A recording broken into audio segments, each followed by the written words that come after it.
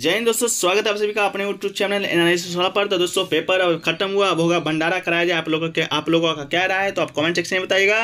तो दोस्तों 11 अक्टूबर थर्डशिप का आपका पेपर समाप्त हो गया। इसके साथ ही आपका रेलवे ग्रुप डी का जो एग्जाम था, जो कि आपका 4 साल से लटका हुआ था, जो कि 50 दिनों का एग्जाम आपका हुआ है, उसमें दोस्तों आपका सोहा हो गया है। तो दोस्तों आज की इस वीडियो में 11 अक्टूबर थर्ड में पूछे गए कुछ प्रश्न मिले हैं, सभी प्रश्नों को डिस्कस करेंगे। जो लोग भी आए हैं एग्जाम देकर अपना मिला लीजिएगा।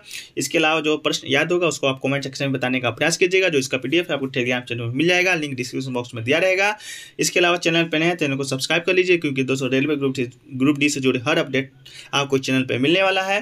तो चैनल को सब्सक्राइब कीजिए, नोटिफिकेशन बेल को ऑन कीजिए। तो चलिए शुरू करते हैं। आज का कैसा कैसा प्रश्न आपको देखने को मिला था। यहाँ पर जो आपका आया था कि कौन से मौलिक अधिकार कौन से भाग में है, तो ये दोस्तों प्रश्न आपका रिपीटेड ही है। तो मौलिक अधिकार भारत के संविधान भाग 3 में दोस्तों आपका वर्णित है, तो भाग 3 आपका राइट आंसर हो जाएगा।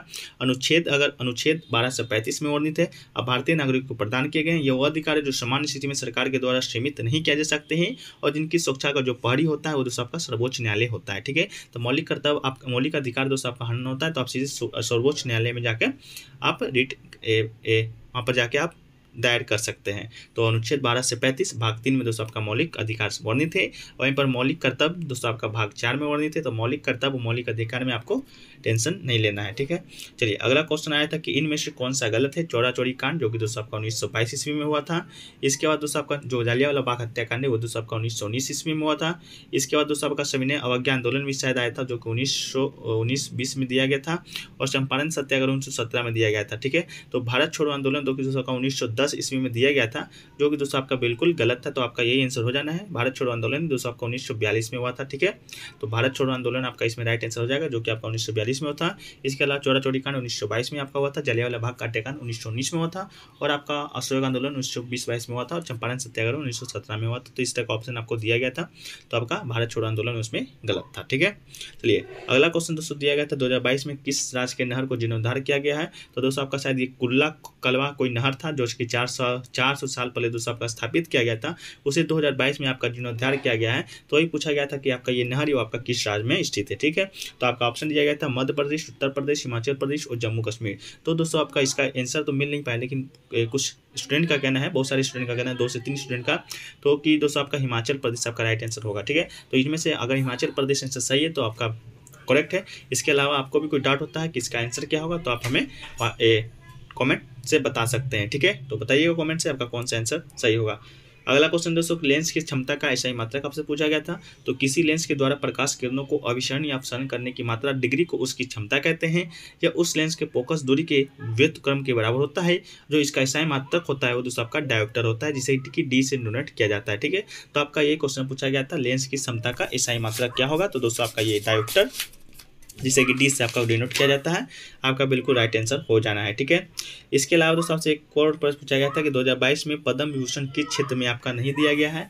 इस तरह का शायद कोई प्रश्न पूछा गया था, तो दोस्तों उसमें ऑप्शन दिया गया था उत्पाद, कृषि, सब करके। तो इसका जो ऑप्शन है दोस्तों ऑप्शन ही नहीं प्राप्त हुआ है। तो दोस्तों अगर आपको इसका आंसर मालूम है तो आप कमेंट सेक्शन में बताइएगा कि ठीक है। इसके अलावा बात कर लें दोस्तों पद्म पुरस्कार का, जो कि राष्ट्रपति के द्वारा दिया जाता है। 2022 में राष्ट्रपति रामनाथ कोविंद के द्वारा दिया गया था, जो कि भारत के पूर्व राष्ट्रपति थी। वर्तमान में दोस्तों आपके द्रौपदी मुर्मू जी आपका राष्ट्रपति हैं। तो आपका राष्ट्रपति भवन में समारोह आयोजित हुआ था, जिसमें 222 के लिए 4 पद्म विभूषण दिया गया था, 4 पद्म विभूषण, 8 पद्म भूषण और 54 पद्मश्री पुरस्कार दोस्तों दिया गया था। ठीक है, इसके अलावा जनरल बिपिन रावत और गीताश्री प्रेस गोरखपुर के अध्यक्ष राधे श्याम खेमा को पद्म भूषण दिया गया था, जो कि मरणोपरांत आपका दिया गया था। ठीक है, तो आपका इस तरह का क्या क्वेश्चन आया था आप कमेंट सेक्शन में जरूर बताइएगा। ठीक है, अगला क्वेश्चन दोस्तों आपका मनरेगा का फुल फॉर्म पूछा गया था। मनरेगा जिसे कि दोस्तों पहले नरेगा कहा जाता था, लेकिन बाद में एम जोड़ा गया था, नरेगा कहा जाता था। इसके बाद इसके पहले महात्मा गांधी का नाम जोड़ा गया था, जो कि शॉर्ट फॉर्म ऑफ था MG होता है। तो मनरेगा का दोस्तों फुल फॉर्म पूछा गया था। तो मनरेगा का जो फुल फॉर्म होता है Mahatma Gandhi national rural employment, दोस्तों आपका इसका राइट आंसर हो जाएगा। जो हिंदी में कहें तो महात्मा गांधी राष्ट्रीय ग्रामीण रोजगार गारंटी अधिनियम इसका राइट आंसर हो जाएगा। तो आपका मनरेगा का फुल फॉर्म पूछा गया था, तो दोस्तों आपका ये सही हो जाना है। ठीक है, एक फुल फॉर्म दोस्तों आपका और पूछा गया था MICR का फुल फॉर्म भी आपसे पूछा गया था। तो MICR का जो फुल फॉर्म होगा दोस्तों मैग्नेटिक इंक करेक्टर रिकॉग्निशन, आपका राइट आंसर हो जाएगा। इसको हिंदी में चुंबकीय स्याही चरित्र पहचान कहते हैं। MICR जो कोड पहचानने की इसमें स्याही का मैग्नेटिक करेक्टर होता है, जो चेक के नीचे एक व्हाइट लाइन के रूप में पाया जाता है। तो MICR और मनरेगा दोनों का आपका फुल फॉर्म दोस्तों पूछा गया था। ठीक है, अगला क्वेश्चन दोस्तों आपसे पूछा गया था कि जो आपका जो ग्रैंड मास्टर है 16 साल के प्रज्ञानंद ने वो आपका कार्लेशन को हरा दिया था। तो आपका ये पूछा गया था किस चेस टूर्नामेंट में दोस्तों आपका हराया था। ठीक है, तो 16 साल के जो ग्रैंड मास्टर आपके हैं प्रज्ञानंद, जो कि 79 अंदर के अंदर दूसरी बार विश्व चैंपियन खिताब जीता है, जो कि दोस्तों आपका कार्लेशन को हराया था। तो दोस्तों यह हराया था आपका ऑनलाइन रैपिड चेस टूर्नामेंट में। ठीक है, तो आपका ऑप्शन में यही दिया गया था, ऑनलाइन रैपिड चेस टूर्नामेंट में दोस्तों आपका जो प्रज्ञानंद जी हैं वो दोस्तों आपका कार्लेशन को हरा दिए थे। ठीक है, तो आपका online rapid test champion tournament आपका सही आंसर हो जाना है। ठीक है, इसके अलावा दोस्तों आपसे एक और प्रश्न पूछा गया था, चंदन का जो लकड़ी होता है वो दक्षिण भारत में सबसे ज़्यादा किस पठार में पाया जाता है। ऑप्शन में दक्कन का पठार ये सब करके दिया गया था। तो इसका आंसर दोस्तों कंफर्म नहीं है, ना ही मिल पाया है। तो इसका आंसर आप लोग कॉमेंट सेक्शन में बताइएगा, जिससे भी मालूम होगा। अब भारतीय चंदन की बात कर लेते हैं, तो आपका सर्वोच्च स्थान है भारतीय चंदन की लकड़ी का, जिसका जो आर्थिक जो महत्व है वो बहुत ज़्यादा है। आप लोग फिल्म में देखे होंगे KGF, उसमें दोस्तों आपका चंदन की लकड़ी का ही आपका महत्व के बारे में बताया गया है। वो आपका उसी घटना पर आधारित चंदन की लकड़ी की घटना पर। ठीक है, यह पेड़ मुख्यतः कर्नाटक के जंगल में मिलता है तथा भारत के अन्य भागों में कहीं कहीं भी पाया जाता है।